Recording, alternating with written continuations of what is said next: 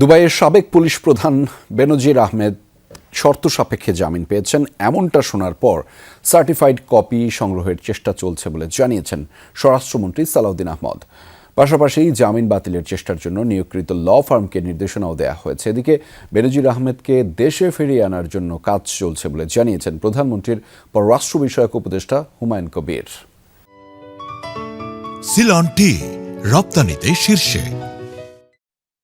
পুলিশের সাবেক মহাপরিদর্শক বেনজির আহমেদের গুম, খুন, মানবতাবিরোধী অপরাধসহ দুদকের বেশ কয়েকটি মামলা রয়েছে। এর মধ্যে খবর আসে দুবাই পুলিশ তাকে আটক করেছে। সেখানে বিচারিক কার্যক্রম চলছিল। পাশাপাশি তাকে দেশে ফিরিয়ে বিচারের মুখোমুখি করার উদ্যোগও নেওয়া হবে বলে জানিয়েছিলেন সরকারের কয়েকজন মন্ত্রী।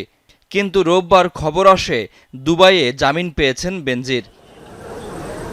রাজশাহীতে এক অনুষ্ঠানে স্বরাষ্ট্রমন্ত্রী সালাউদ্দিন আহমেদের কাছে বিষয়টি নিয়ে জানতে চান সাংবাদিকরা। স্বরাষ্ট্রমন্ত্রী জানান, সাবেক পুলিশ প্রধান বেনজির আহমেদ শর্ত সাপেক্ষে জামিন পেয়েছেন। আদেশের সার্টিফাইড কপি সংগ্রহের চেষ্টা চলছে। আমরা ল ফার্ম নিয়োগ করেছি, কয়েকদিন আগেই ল ফার্ম নিয়োগ করেছি। এই বিষয়টা শুধুমাত্র তাকে ইনস্ট্রাকশন দেওয়া হয়েছে যেন বেইল ক্যান্সেলেশনের জন্য সে পার্সু করবে।